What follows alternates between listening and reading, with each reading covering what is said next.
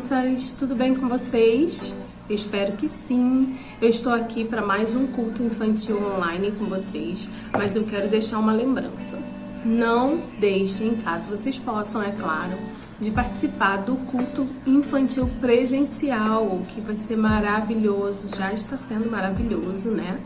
E eu tenho certeza que vocês vão aproveitar bastante, aprender muito mais sobre a Bíblia, sobre a Palavra de Deus, lá na igreja, né? Caso vocês possam. Então, eu estou aqui para a gente aprender um pouquinho dessa forma que Deus também nos proporcionou, que é essa forma online e virtual. Mas, antes de começarmos com o tema do nosso culto infantil de hoje, eu quero fazer uma pergunta. Quem aproveitou bastante as férias? Pois é, foi muito legal, foi muito bom, mas acabou, tá acabando, né? E eu quero saber como vocês aproveitaram. Vocês passearam, vocês se divertiram muito em casa, vocês fizeram coisas diferentes em casa. O que você fez de especial? Vou compartilhar uma coisa com você. Os meus filhos gostam muito de ver filmes. E eu vi muitos filmes com eles, sabia? E eles gostam muito de filmes de super-heróis. Eles gostam muito, aquelas músicas, aquelas cenas extraordinárias. Deixa eu ver, tem um que joga teia e que anda por prédios altos salvando todo mundo. Tem um outro que tem um martelo gigantesco. Tem um que é meio esquisito, que para ele ter força, ele precisa ter raiva. Mas eles viram esse e gostaram também. E tem umas meninas super poderosas. Uma que tem capa e que sai uns raios assim dos olhos. Tem a outra que tem um chicote amarrado na cintura. Então, super-heróis. Nossa, foram muitos filmes deles por aqui nas férias, hein? E eu fiquei pensando, enquanto eu via os filmes, como deve ser incrível ser um super-herói, ter um superpoder. Imagina salvar as pessoas que vão cair de algum lugar alto. O outro que tinha esse também com uma armadura super poderosa, cheia da tecnologia.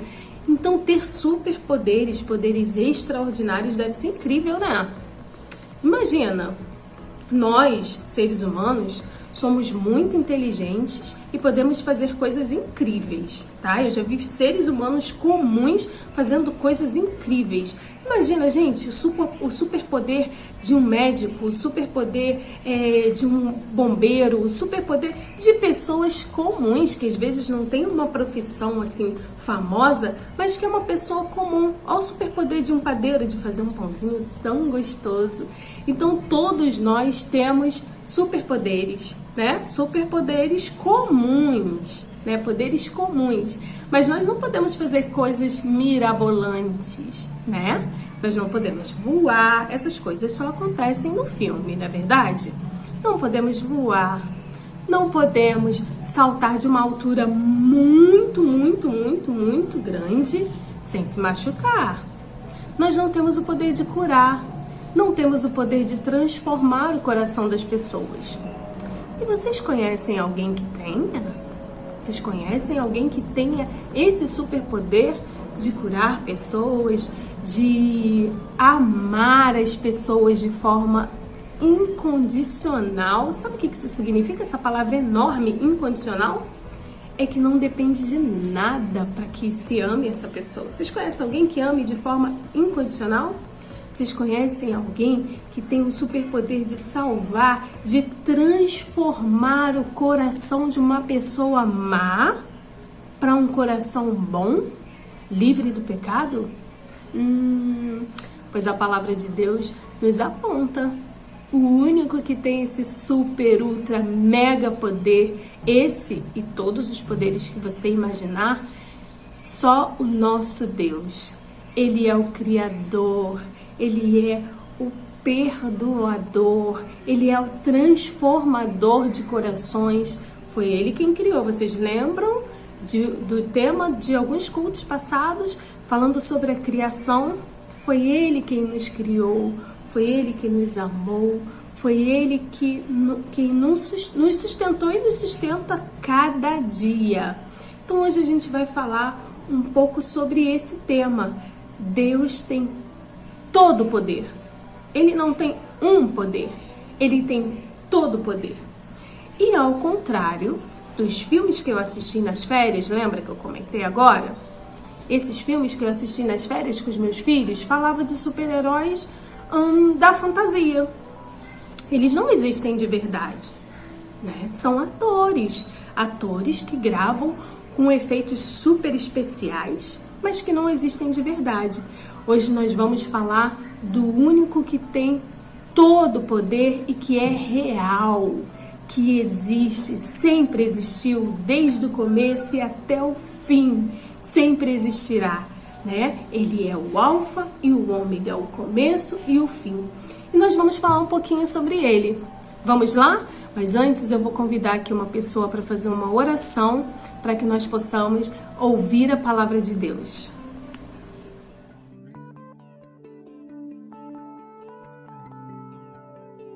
Papai do céu, obrigado pelos alimentos, pela todas as pessoas, abençoe nossas almas. Em nome de Jesus, amém. Ótimo, amém! E nós vamos cantar também um pouquinho. Só que antes da gente cantar, eu queria compartilhar com vocês um versículo da palavra de Deus, que se encontra lá em Isaías 44, versículo 6. Diz assim: eu sou o primeiro e eu sou o último, e além de mim não há Deus. Pensem nessa frase, além de mim não há Deus. Enquanto você pensa nessa frase, eu queria que você também cantasse esse cântico junto comigo. Mas a gente vai fazer o seguinte, você vai chamar um adulto da sua família, porque se você não souber esse cântico, esse adulto vai te ensinar e vai cantar junto com você, tá bom? Então vamos cantar juntos? Preste atenção nessa letra, hein?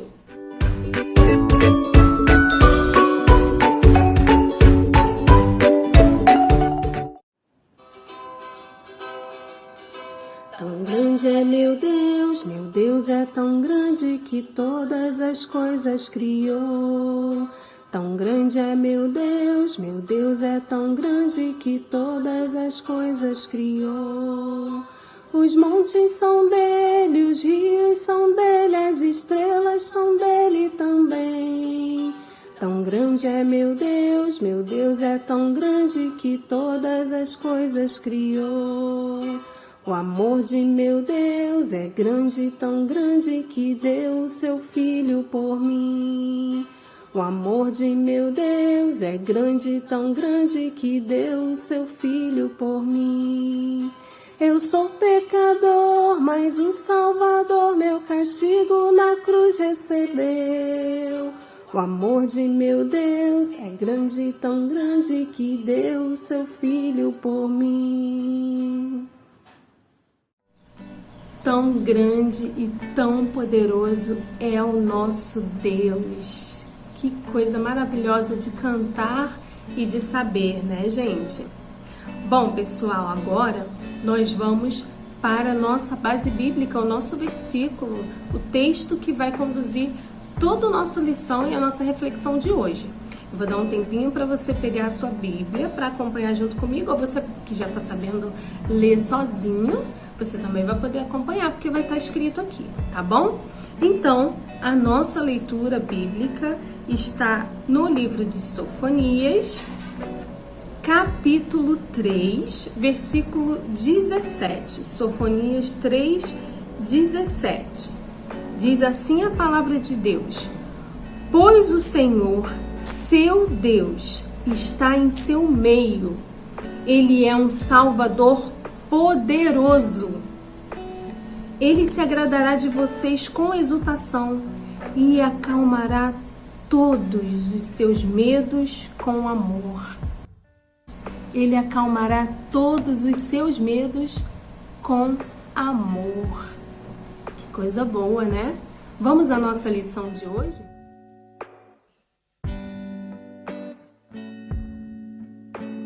Nós falamos sobre o poder de Deus, como Ele é poderoso. E aí, talvez você esteja pensando assim, Carla, mas então dá um exemplo aí do poder de Deus. E aí eu vou para uma história que talvez você já conheça, já tenha ouvido várias vezes, já tenha estudado várias vezes na igreja, na escola dominical, já tenha ouvido o pastor pregar sobre isso. E hoje você vai ter mais uma oportunidade de refletir sobre isso, sobre o poder de Deus, tá bom?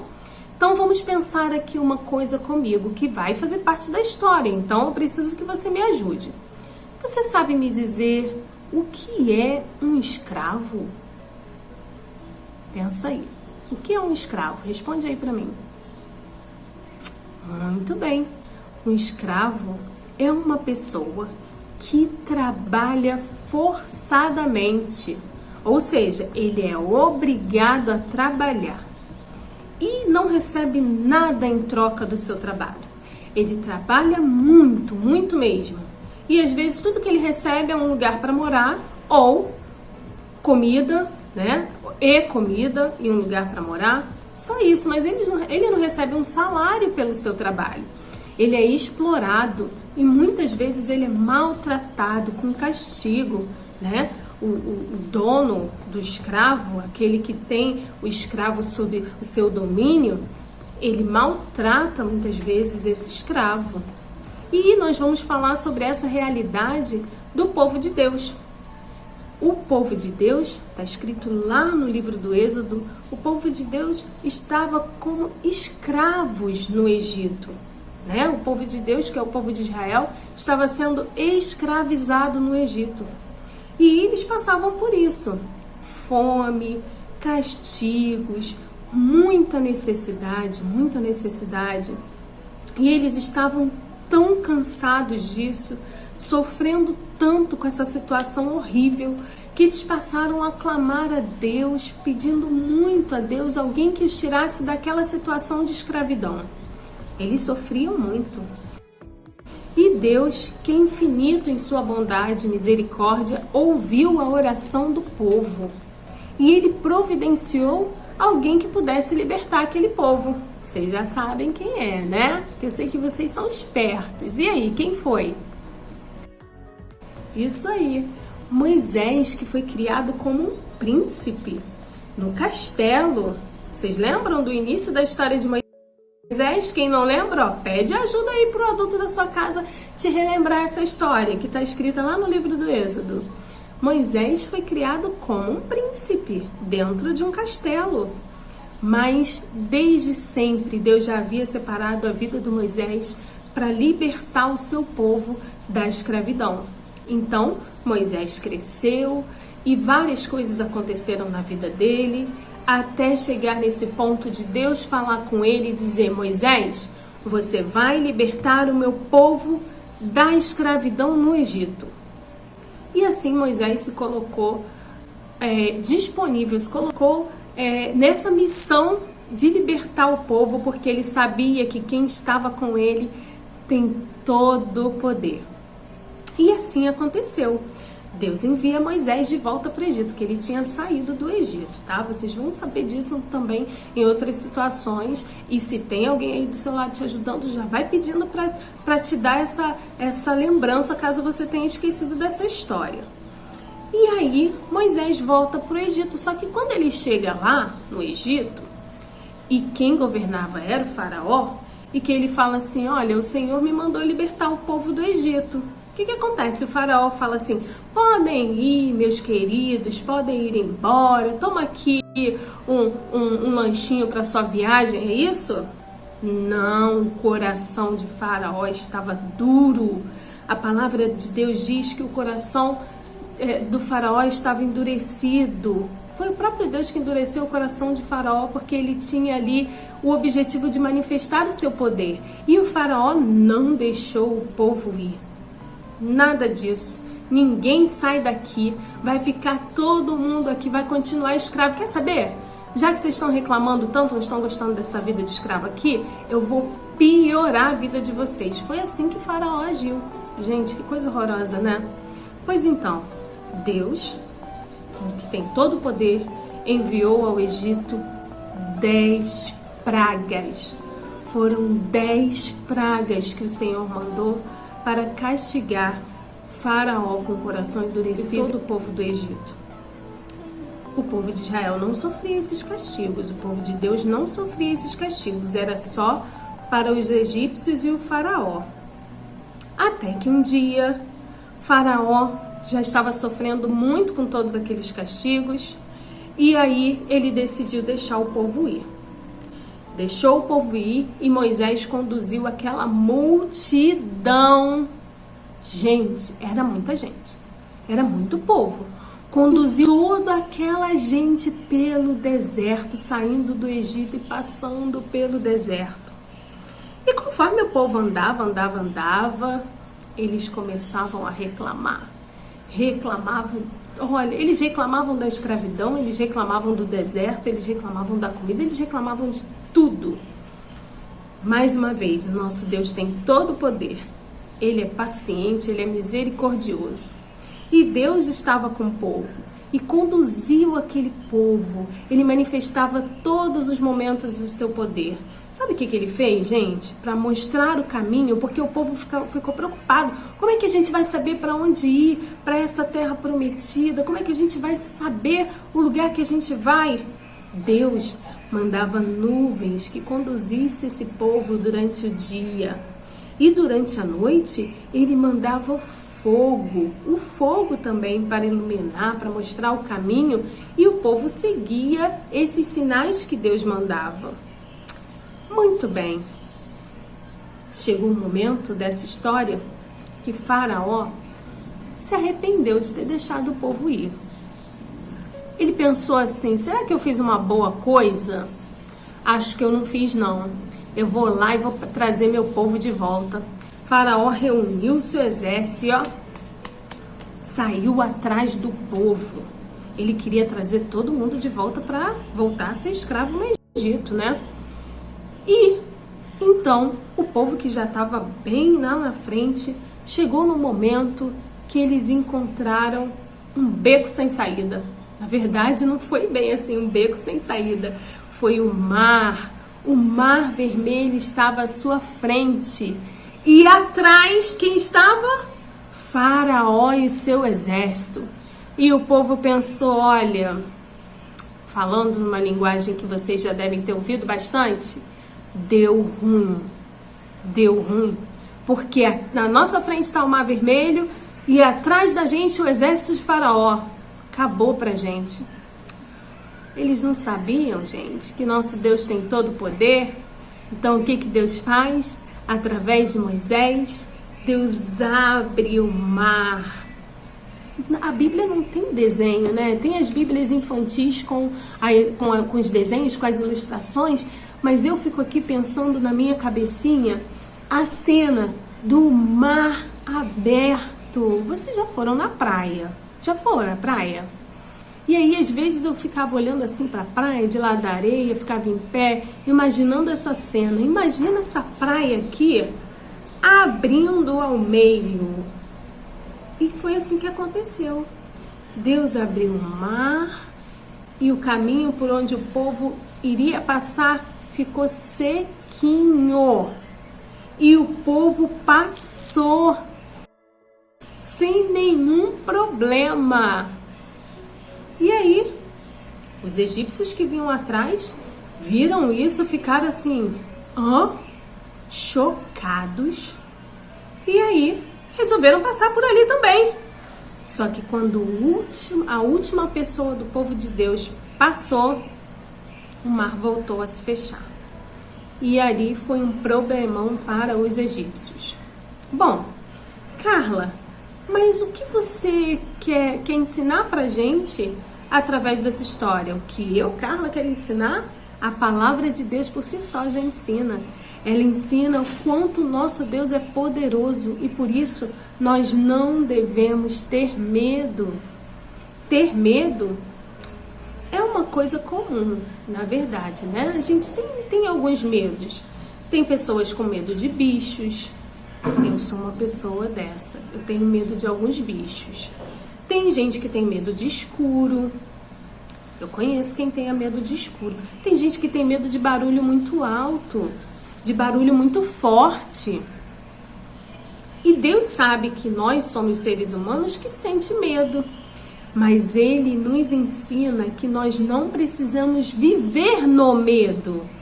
Tudo bem que você tenha medo de escuro, mas você pode vencer esse medo entendendo, crendo de todo o seu coração que Deus tem todo o poder e vai te proteger sempre.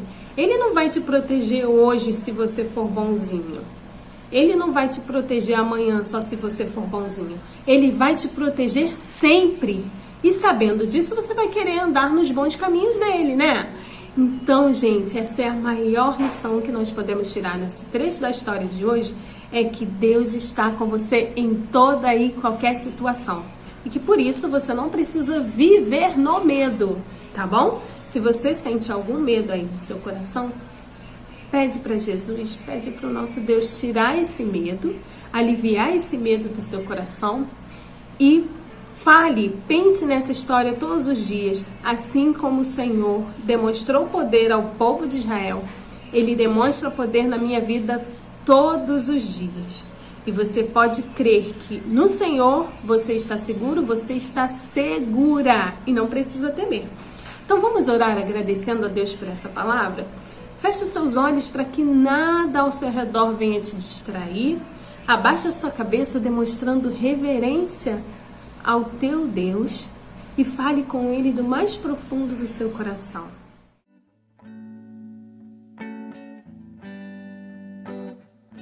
Senhor, eu te agradeço por esta palavra.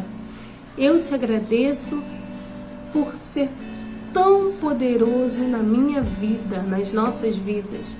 Eu te agradeço por me guardar todos os dias dos meus medos.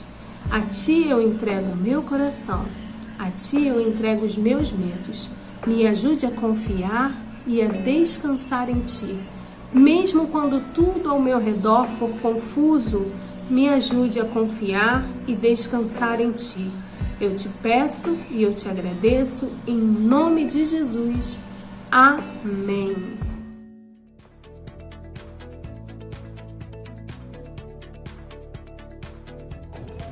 A lição em família é um tempo muito importante no qual vocês se reunirão para ler a palavra de Deus juntos e conversar um pouco sobre ela. A família estará unida em um culto doméstico, pais e filhos juntos buscando a Deus. É hora de ensinar a criança que o culto não termina quando saímos da igreja, mas nossa vida é um culto ao Senhor. Aproveite esse momento, escolha um dia na semana, reúna toda a família e curtam muito juntos. Vocês verão o quanto é incrível estarem juntos, cultuando a Deus dentro do seu lar. Colocamos um link aqui abaixo na descrição com as atividades propostas. Compartilhe esse momento em suas redes sociais com a hashtag Lição em Família IPH. Um beijo para vocês e eu encontro vocês no culto infantil presencial. E olha, não esqueçam de fazer as atividades em família, hein? Que é uma ótima oportunidade também de compartilhar sobre Deus, sobre a sua palavra. Tchau, tchau!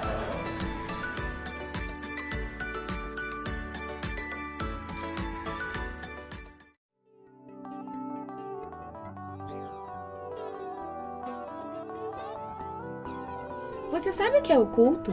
O culto é a maneira das pessoas adorarem a Deus, mostrando que o amam de todo o coração.